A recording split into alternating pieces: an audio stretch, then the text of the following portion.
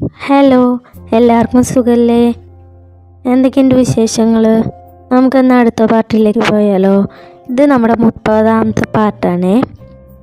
എടി ചേച്ചി, നിന്നാരോ വിളിക്കണു. രശ്മി ഫോൺ എടുത്തുകൊണ്ട് വന്ന് പറഞ്ഞു. ആരത്? അവൾ ബെഡിൽ കിടന്നുകൊണ്ട് തന്നെ ചോദിച്ചു. ദേവസാറ്. രശ്മി ഡിസ്പ്ലേയിൽ നോക്കി വായിച്ചു. അത് കേട്ടതും രേവതി ബെഡിൽ നിന്ന് ചാടി എണീറ്റു. രേവതി അവളുടെ കയ്യിൽ നിന്നും ഫോൺ വാങ്ങി ഡിസ്പ്ലേയിലേക്ക് നോക്കി. അതെ, ദേവസാറ് തന്നെയാണ്. അവൾ വേഗം കോൾ എടുത്തു. ഹലോ ഹലോ, രേവതി വീട്ടിലെത്തിയോ? ദേവ ചോദിച്ചു. എത്തി സാർ, വൈകുന്നേരം തന്നെ എത്തി. പാർവണയോ? എന്നെ വിടാക്കിയിട്ടാണ് തുമ്പിയും കണ്ണനും അവളുടെ വീട്ടിലേക്ക് പോയത്. ആണോ? Okay okay. പിന്നീട് അവർക്കിടയിൽ കുറച്ചു നേരം മൗനം തളം കെട്ടിയെന്നു. എന്നാൽ ശരി, അവിടെ എത്തിയോന്നറിയാൻ വെറുതെ വിളിച്ചാണ്, ദേവ പറഞ്ഞു. Okay, good night sir. അത് പറഞ്ഞ് അവൾ ഫോൺ കട്ട് ചെയ്തു. മനസ്സിനെന്തോ വല്ലാത്തൊരു സന്തോഷം പോലെ. അവൾ ഫോൺ നെഞ്ചോട് ചേർത്ത് ബെഡിലേക്ക് കിടന്നു. അപ്പോഴേക്കും മറ്റൊരു കോള് ഫോണിലേക്ക് വന്നിരുന്നു. നോക്കിയപ്പോൾ പാർവണിയാണ്. രേവതി ഒരു പുഞ്ചിരിയോടെ കോൾ അറ്റൻഡ് ചെയ്തു. ഡി, ഈ പാതിരാത്രിക്ക് നീ ആരോടാ ഫോണിൽ സംസാരിക്കണേ? കോൾ അറ്റൻഡ് ചെയ്തും മറുഭാഗത്തു നിന്നും പാർവണ ചോദിച്ചു. അത് ദേവ സാറായിരുന്നു, നമ്മളിവിടെ എത്തിയോന്നറിയാൻ വെറുതെ വിളിച്ചതാ. ആണോ? എനിക്കുണ്ട് ഒരു സാറ് വിളിക്കുന്നത്, പോയിട്ട് നേരി കണ്ടാൽ കൂടെ ഒന്ന് ചിരിക്കാൻ കൂടെ വയ്യ. പാർവണ പരാതിയോടെ പറഞ്ഞു. നീ എന്തിനാ വിളിച്ചേ? രേവതി ചോദിച്ചു. ഒന്നുമില്ലടി, എന്തോ നിന്നെ മിസ് ചെയ്യണ പോലെ, അതുകൊണ്ട് വെറുതെ വിളിച്ചതാ. എന്നാൽ ശരി, നീ വെച്ചോ, ഞാൻ നാളെ വിളിക്കാം. പാർവണ അത് പറഞ്ഞു കോള് കട്ട് ചെയ്തു. ഈ പെണ്ണിൻ്റെ ഒരു കാര്യം, രേവതി പുഞ്ചിരിയോടെ പറഞ്ഞു. അങ്ങോട്ട് നീങ്ങി കിടക്കടാ. പാർവണ തൊട്ടടുത്ത് കിടക്കുന്ന ആരുവിനെ തള്ളി മാറ്റിക്കൊണ്ട് പറഞ്ഞു. നിനക്ക് വേറെ മുറിയിലും പോയി കിടന്നൂടെ? ഫോണിൽ നോക്കിക്കൊണ്ട് ആര് പറഞ്ഞു. മോനെന്താ പറഞ്ഞേ? വേറെ മുറിയിൽ പോവാനാ? നീയാണ് ഇവിടെ വലിഞ്ഞേറി വന്ന് കിടക്കണേ. നീ ഇറങ്ങിപ്പോടാ എൻ്റെ റൂമിൽ നിന്ന്. പാർവണ അവനെ ബെഡിൽ നിന്നും തള്ളി താഴെ ഇട്ടുകൊണ്ട് പറഞ്ഞു. എടി, ഞാനിപ്പോൾ താഴെ വീഴും. അവൻ അവളുടെ കയ്യിൽ പിടിച്ചുകൊണ്ട് പറഞ്ഞതും പാർവണ തിരിച്ച് അവനെ ബെഡിലേക്ക് വലിച്ചു കയറ്റി. നീ എൻ്റെ റൂമിൽ നിന്ന് ഇറങ്ങിപ്പോണോ അതോ ചവിട്ടി പുറത്താക്കണ? ഇരു കൈയും കെട്ടി നിന്നുകൊണ്ട് പാർവണ ചോദിച്ചു. അയ്യോ, ശ്രദ്ധിക്കല്ല പെങ്ങളെ, ഈ വീട്ടിൽ ആകെ റേഞ്ച് ഉള്ളത് ഈ മുറിയിലാണ്. ഇവിടെ ഇരുന്നാലേ എനിക്ക് മെസ്സേജ് അയക്കാൻ പറ്റുള്ളൂ. അങ്ങനെ നീ ഇപ്പം മെസ്സേജ് അയക്കേണ്ട. അവളത് പറഞ്ഞ് അവൻ്റെ കയ്യിൽ നിന്നും ഫോൺ വാങ്ങി. എടീ, ഫോൺ താ, അല്ലെങ്കിൽ മാള് പിളങ്ങും. അങ്ങനെ നീയും നിൻ്റെ മാളും ആയിട്ട് ചാറ്റണ്ടാട്ടാ. അത് പറഞ്ഞ് പാർവണ ഫോണ് ടേബിളിന് മുകളിൽ വെച്ചു.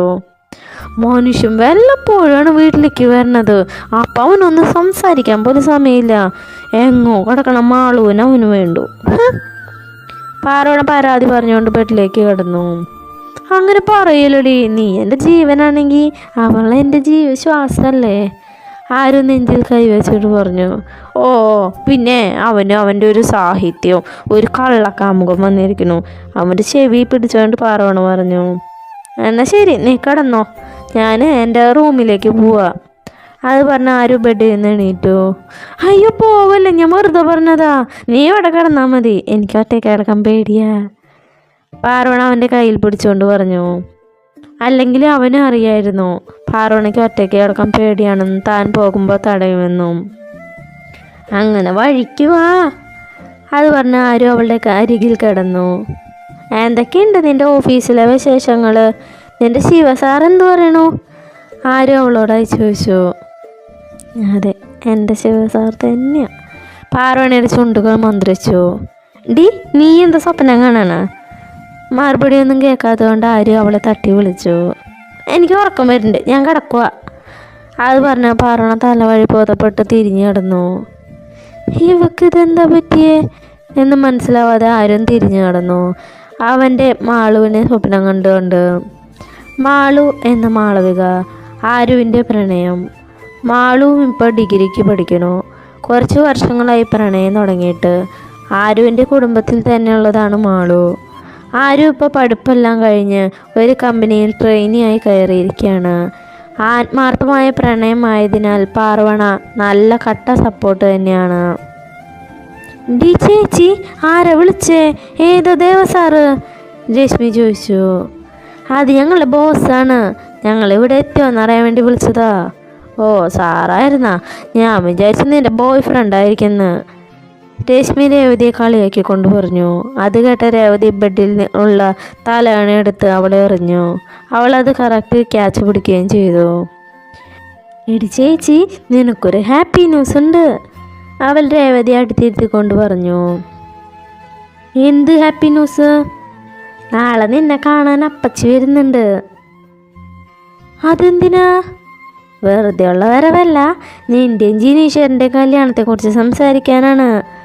അത് കേട്ടതും രേവതിയുടെ മുൾക്കം മങ്ങി. എന്താ ചേച്ചി നിൻ്റെ മുഖത്തിനൊരു വാട്ടം? രേവതിയുടെ മുഖം ഉയർത്തിപ്പിടിച്ചുകൊണ്ട് രശ്മി ചോദിച്ചു. ഒന്നുമില്ല, എനിക്ക് ജിനീശ്വരനെ അങ്ങനെയൊന്നും കാണാൻ പറ്റില്ല. എൻ്റെ സ്വന്തം ഏട്ടനെ പോലെയാ. പക്ഷേ എനിക്ക് ഇത് അച്ഛനോട് പറയാൻ പേടിയാ. ഞാൻ നിന്നെ ഹെൽപ്പ് ചെയ്യാം, പക്ഷെ അതുപോലെ തിരിച്ചും സഹായിക്കേണ്ടി വരും. എന്ത് ഹെൽപ്പ്? രേവതി മനസ്സിലാവാതെ ചോദിച്ചു. ഞാൻ കല്യാണം മുടക്കി തരും, പകരം ഞാൻ എൻ്റെ ബോയ് ഫ്രണ്ടിനെയും കൊണ്ട് വരുമ്പോൾ നീ സപ്പോർട്ട് ചെയ്യണം. പറ്റുമോ? ബോയ് ഫ്രണ്ടാ? അതും നിനക്ക്? രേവതി വിശ്വാസം വരാതെ ചോദിച്ചു. എനിക്കെന്താ ബോയ് ഫ്രണ്ട് ഉണ്ടായിക്കൂടെ? രശ്മി സ്വരം ഘടിപ്പിച്ചുകൊണ്ട് ചോദിച്ചു. നിനക്ക് ഞാൻ എന്ത് സഹായം വേണമെങ്കിലും ചെയ്തു തരാം, ഇതൊന്നും മുടക്കി തന്നാൽ മതി. അങ്ങനെയാണെങ്കിൽ ഈ കല്യാണം മുടക്കണ കാര്യം ഞാൻ ഏറ്റു, രശ്മി ഉറച്ച വാക്കുകളോടെ പറഞ്ഞു. രാവിലെ തൻ്റെ മേൽ കാൽ കയറ്റി വെച്ചിരിക്കുന്ന 4 കാലുകളും 4 കൈകളും കണ്ടാണ് പാർവണ ഉറക്കമുണർന്നത്. ഫാനിൻ്റെ സ്പീഡ് കുറയ്ക്കാൻ എഴുന്നേറ്റതായിരുന്നു പാർവണ. പക്ഷേ കിടക്കുന്നിടത്തുനിന്ന് ഒരടി പോലും അനങ്ങാൻ സാധിക്കുന്നില്ല. ഒരു ഭാഗത്ത് ആരും തൻ്റെ 2 കൈകളും കാലുകളും തൻ്റെ മേൽ കയറ്റി വെച്ചിട്ടുണ്ട്.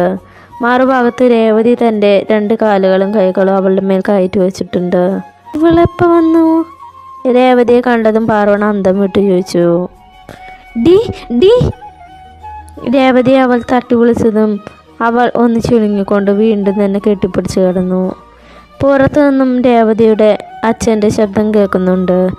അതുകൊണ്ട് അവൾ രാവിലെ തന്നെ ഇവിടേക്ക് വന്നു എന്ന് പാർവണയ്ക്ക് മനസ്സിലായി. അവൾ ആരുവിൻ്റെയും രേവതിയുടെയും കൈകാലുകൾ തൻ്റെ മേൽ നിന്ന് ഇറക്കി വെച്ച് എഴുന്നേറ്റ് ചെന്ന് ഫാനിൻ്റെ സ്പീഡ് കുറച്ചു.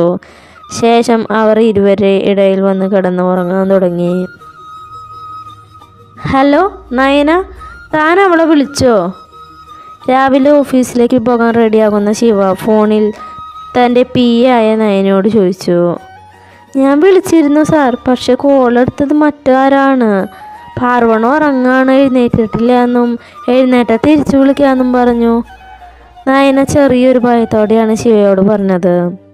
ഓക്കെ, അത് പറഞ്ഞ് ശിവ വേഗം കോള് കട്ട് ചെയ്തു. ഞായറാഴ്ച ആണെങ്കിലും പ്രധാനപ്പെട്ട ചില വർക്കുകൾ ചെയ്യേണ്ടതുകൊണ്ട് ശിവ ഓഫീസിലേക്ക് പോകാൻ നിൽക്കുകയാണ്. MS കോളേജിലെ പ്രോജക്റ്റുമായി ചില ബന്ധപ്പെട്ട ഫയലുകൾ പാർവണയുടെ കയ്യിലാണ്. അതെവിടെയാണെന്ന് അറിയുന്നതിന് വേണ്ടിയാണ് നയന അവളെ വിളിച്ചത്. പക്ഷെ കോൾ എടുത്തത് ആരുമായിരുന്നു. അവൻ പാർവണ ഉറങ്ങാമെന്ന് പറഞ്ഞ് കോള് കട്ട് ചെയ്തു. ശിവ ദേഷ്യത്തോടെ ഫോൺ ബെഡിലേക്ക് ഇട്ടു. കുളി കഴിഞ്ഞ് അലങ്കോലമായി കിടക്കുന്ന തൻ്റെ മുടി ജെല്ല് തേച്ച് ഒതുക്കി വെച്ചു. സമയം നോക്കുമ്പോൾ 11:30 കഴിഞ്ഞിരുന്നു. ഇത്രയും നേരമായിട്ട് ഇവൾ ഉറക്കമുണർന്നില്ലേ? ശിവ വാച്ചിലേക്ക് നോക്കിക്കൊണ്ട് ചോദിച്ചു. ശേഷം ഫോണും തൻ്റെ ലാപ്ടോപ്പും അടങ്ങിയ ബാഗ് എടുത്ത് ഓഫീസിലേക്ക് ഇറങ്ങി. ഒപ്പം ദേവിയും ഉണ്ടായിരുന്നു. തുമ്പി എണീക്കടി, അമ്മ പാർവണിയെ തട്ടി വിളിച്ചു. കുറച്ച് നേരം കൂടി അമ്മ, അവൾ പുതപ്പിനുള്ളിലേക്ക് ഒന്നുകൂടെ ചുരുണ്ടുകൊണ്ട് പറഞ്ഞു. ഇപ്പോൾ സമയം 11:30 കഴിഞ്ഞു. ഇതെന്തുറക്ക? ഇനി നീ എണീറ്റില്ലെങ്കിൽ ഞാൻ തല വഴി വെള്ളം കൊണ്ടുവന്ന് ഒഴിക്കൂട്ടാ. അമ്മ അത് പറഞ്ഞു. പാർവണ പതിയെ ബെഡിൽ നിന്ന് എണീറ്റു. മുറിയിൽ നിന്നും പുറത്തേക്ക് വന്ന പാർവണ ഡൈനിങ് ടേബിളിലിരുന്ന് ഫുഡ് കഴിക്കുന്ന രേവതിയാണ് കണ്ടത്. നീ എന്തവിടെ? പാർവണ അവളെ നോക്കി ചോദിച്ചു. ഇതപ്പം നന്നായേ, നീയല്ലേ പറഞ്ഞ എന്നെ മിസ് ചെയ്യുന്നു? അതല്ലേ വെളുപ്പാങ്കാലത്ത് തന്നെ ഞാൻ ഓടി വന്നത്. ഭക്ഷണം കഴിക്കുന്നതിനിടയിൽ രേവതി പറഞ്ഞു. അത് കേട്ട് പാർവണ പുഞ്ചിരിച്ചുകൊണ്ട് അടുക്കള ഭാഗത്തേക്ക് പോയി. ഉച്ചയ്ക്കുള്ള ഭക്ഷണം റെഡിയാക്കുന്ന തിരക്കിലായിരുന്നു അമ്മ. ആ സമയത്ത് തുടരെയുള്ള ഫോണിൻ്റെ റിങ് കേട്ട് അമ്മ പാർവണിയുടെ റൂമിലേക്ക് വന്നത്. ഹലോ. അമ്മ പാർവണിയുടെ ഫോൺ എടുത്തുകൊണ്ട് പറഞ്ഞു. നീ ഇത് എവിടെ പോയി കിടക്കുക? മറുഭാഗത്തുനിന്ന് ശബ്ദം ഉയർന്നു. ഹലോ, ഇതാരാ? അമ്മ മനസ്സിലാവാതെ ചോദിച്ചു. പാർവണിയെല്ലാം മറുഭാഗത്തുനിന്ന് മനസ്സിലായതും ശിവയൊന്ന് പതറി. ഇത് പാർവണിയുടെ നമ്പറല്ലേ? അവനൊരു സംശയത്തോടെ ചോദിച്ചു. അതെ, ഞാൻ പാർവണിയുടെ അമ്മയാണ്. പാർവണ അവിടെയില്ലേ? ശിവ സൗമ്യമായി ചോദിച്ചു. എവിടെയുണ്ട് മോനെ? തൊടിയിൽ പിള്ളേരുടെ കൂടെ കളിക്കുക. എന്തെങ്കിലും അത്യാവശ്യം ഉണ്ടാ? അമ്മ അവരോടായി ചോദിച്ചു. മോനെ എന്നുള്ള ആ വിളിയിൽ ശിവയ്ക്ക് തൻ്റെ അമ്മയൊന്ന് ഓർമ്മ വന്നു. അതെ അമ്മ, ഓഫീസിൽ നിന്നാണ് വിളിക്കണേ. ഇമ്പോർട്ടൻ്റായ ഒരു കാര്യം ചോദിക്കാനാണ്. ആണോ? എന്നാൽ ഞാനിപ്പോൾ അവളെ വിളിക്കാം കേട്ടോ. അത് പറഞ്ഞ അമ്മ മുറ്റത്തേക്ക് ഇറങ്ങി. തുമ്പി, ഇതാ നിനക്കൊരു ഫോണ്. അമ്മ പറമ്പിലേക്ക് നോക്കി ഉറക്കെ വിളിച്ചു പറഞ്ഞു. കുട്ടികളുടെ ഒപ്പം കളിക്കുന്ന പാർവണ അത് കേട്ടതും അമ്മയുടെ അരികിലേക്ക് ഓടി വന്നു. ആരമ്മ? കണ്ണനാണോ? അവൾ ഫോൺ വാങ്ങിക്കൊണ്ട് ചോദിച്ചു. അല്ല, വേറെ ആരോ ആണ്. അമ്മ അത് പറഞ്ഞ് അകത്തേക്ക് കയറിപ്പോയി. കണ്ണൻ, ആ പേര് കേട്ടതും ശിവയുടെ മനസ്സിൽ ദേഷ്യം നിറഞ്ഞു പൊന്തി. 5 വയസ്സോളം പ്രായമുള്ള ഒരാൺകുട്ടിയും അവനെ ഭക്ഷണം കഴിക്കാനായി ഒരു പ്ലേറ്റുമായി പിന്നാലെ കണ്ണ എന്ന് വിളിച്ചോടുന്ന ശ്രീയുടെ മുഖവും അവൻ്റെ മനസ്സിലേക്ക് ഓടി വന്നു. പഴയ കാര്യങ്ങൾ ഓർമ്മയിലേക്ക് വന്നതും അവൻ ഇരു കണ്ണുകളും ഇറക്കി അടിച്ചു. ഒരു മിനിറ്റ് ഇട്ടാ. മറ്റു ഭാഗത്തു നിന്നും പാർവണിയുടെ ശബ്ദം കേട്ടതും അവൻ കണ്ണുകൾ തുറന്നു. ദേവു, നീയാണ് ടൗട്ട്. അപ്പം നീ പൊത്തണം. ഞാനിപ്പോൾ വരാം. നീ എണ്ണം തുടങ്ങിക്കോ. പാർവണ മുറ്റത്ത് നിന്ന് തൊടിയിൽ നിൽക്കുന്ന രേവതിയോടായി ഉറക്കെ വിളിച്ചു പറഞ്ഞു. ശേഷം ഫോണുമായി അകത്തേക്ക് നടന്നു. ഹലോ, ആരാ? അവൾ മനസ്സിലാവാതെ ചോദിച്ചു. MS കോളേജിലെ പ്രോജക്റ്റുമായി ബന്ധപ്പെട്ട ആ ഫയൽ നീ എവിടെ വെച്ചേ? മറുഭാഗത്തുനിന്ന് ശിവയുടെ ശബ്ദം ഉയർന്നു. ശിവ സാറായിരുന്നത്? അവൾ മനസ്സിലാലോചിച്ചു. നീ എന്താ ഞാൻ പറയണ കേൾക്കണില്ലേ? പാർവണിയുടെ ഭാഗത്തു നിന്ന് മറുപടി കേൾക്കാതെ ഇരുന്നപ്പോൾ ശിവ ദേഷ്യത്തോടെ ചോദിച്ചു. ആ സാർ, കേൾക്കുന്നുണ്ട്. ആ ഫയല് ഇന്നലെ ക്യാൻറ്റീനിലേക്ക് പോകുന്നതിന് മുമ്പ് എൻ്റെ ടേബിളിന് മുകളിൽ വെച്ചു. പോയി വന്ന് ആ ഫയലെടുത്ത് സാറിൻ്റെ റൂമിലേക്ക് വന്നു. പക്ഷെ സാർ അവിടെ ഉണ്ടായിരുന്നില്ല. കുറച്ചു നേരം ഞാൻ അവിടെ കാത്തു നിന്നിട്ട് ഫയലിൽ എന്താ ചെയ്തേ? അവൾ ഇന്നലെ ചെയ്ത കാര്യങ്ങൾ ഓർത്തെടുത്തുകൊണ്ട് പറഞ്ഞു. അതെന്നോടാണ് ചോദിക്കണേ? നിനക്കറിയില്ല എവിടെയാ വെച്ചെന്ന്? ശിവ ദേഷ്യമില്ലാതെ തന്നെ പറഞ്ഞു. അത് ഞാൻ എവിടെയാ വെച്ചേ? സാറിൻ്റെ ക്യാബിനിലെ കബോർഡിൽ 2ാമത്തെ 3ാമത്തെ 4ാമത്തെ ഷെൽഫിലുണ്ടാവും. പാർവണ പറയുന്നത് കേട്ട് ശിവയുടെ ദേഷ്യം കൂടുകയാണ് ചെയ്തത്. എൻ്റെ ക്യാബിനിൽ ആകെ 4 ഷെൽഫേ ഉള്ളൂ. 3 ഷെൽഫിലും ഉണ്ടോയെന്ന് നോക്കാൻ നീ പറയേണ്ട ആവശ്യമില്ല. ശിവ ഹലറിക്കൊണ്ട് കോള് കട്ട് ചെയ്തു. അയാൾ ഓഫീസിൽ വെച്ച് മാത്രമല്ല വീട്ടിലും മനുഷ്യനൊരു സമാധാനം തരില്ല എന്ന് തോന്നണേ. പാർവണ കട്ട് ചെയ്ത ഫോണിലേക്ക് നോക്കിക്കൊണ്ട് പറഞ്ഞു. ശിവയാണെങ്കിൽ ആകെ ദേഷ്യത്തിൽ നിൽക്കുകയാണ്. രാവിലെ പാർവണയെ വിളിച്ചിട്ടും തിരിച്ചു വിളിക്കാതിരുന്നില്ല. ദേഷ്യമായിരുന്നു കൂടുതൽ. സത്യത്തിൽ ശിവയുടെ PA വിളിച്ച കാര്യം പാർവണയെ അറിഞ്ഞിരുന്നില്ല. ശിവ കബോർഡ് തുറന്ന് ആ കബോർഡിൽ മൊത്തത്തിൽ 200-300 ഫയൽസെങ്കിലും അടക്കി വെച്ചിട്ടുണ്ട്. പുതിയതും പഴയതും എല്ലാം ഒരുമിച്ചാണ്. ഇതിൽ നിന്ന് ഞാൻ എങ്ങനെ തിരഞ്ഞെടുക്കാനാ? ആ ശിവ തലയ്ക്ക് കൈ കൊടുത്തുകൊണ്ട് കബോർഡിലെ എല്ലാ ഫയലുകളും എടുത്തു നോക്കാൻ തുടങ്ങി. ഒരു ഷെൽഫിലെ ഫയൽ മൊത്തം നോക്കിയിട്ടും ആ ഫയൽ മാത്രം കാണാനില്ല. ദേവ ദേഷ്യത്തോടെ ചെയറിലേക്ക് ഇരുന്നതും ഫോണിലേക്ക് ഒരു കോൾ വന്ന് ഒരുമിച്ചായിരുന്നു. ശിവ ഫയൽ തിരഞ്ഞതിനോടൊപ്പം തന്നെ കോൾ അറ്റൻഡ് ചെയ്തു. ഹലോ ശിവ സാർ, ഞാനൊരു കാര്യം പറയാൻ വേണ്ടി വിളിച്ചതാ. പാർവണ പതിയെ പറഞ്ഞു. നീ എന്തെങ്ങനെ പതിയെ സംസാരിക്കണേ? അവളുടെ അടക്കി പിടിച്ചുള്ള സംസാരം കേട്ട് ശിവ സംശയത്തോടെ ചോദിച്ചു. അതെ, ഞങ്ങളിവിടെ ഒളിച്ച് കളിക്കുക. ദേവ് പൊത്തുന്നുണ്ട്. അതുകൊണ്ട് ഞാനിവിടെ ഒരു സ്ഥലത്തെ ഒളിച്ചിരിക്കുക. അപ്പോഴാണ് എനിക്ക് ഫയലിൻ്റെ കാര്യം ഓർമ്മ വന്നേ. സാറിൻ്റെ ഷെൽഫിലല്ല ഫയല്, എൻ്റെ ടേബിളിലാണ്. അവൾ അടക്കി പിടിച്ച ശബ്ദത്തിൽ തന്നെ പറഞ്ഞു. ശിവയാണെങ്കിൽ മറുപടിയൊന്നും പറയാതെ കോള് കട്ട് ചെയ്തു. അപ്പോൾ നല്ലൊരു പാർട്ടായിട്ട് നാളെ കാണാം. തെറ്റുണ്ടാവും, ഒന്ന് തിരുത്തി വായിക്കണേ. പിന്നെ വെള്ളി അധികം ഇല്ലാതെ ഞാൻ ശ്രമിച്ചിട്ടുണ്ട് പറയാൻ. നല്ല എന്നെ സപ്പോർട്ട് ചെയ്യണമെന്നും പ്രത്യേകം ഓർമ്മിപ്പിക്കുന്നു. അപ്പോൾ താങ്ക് യു, ബൈ.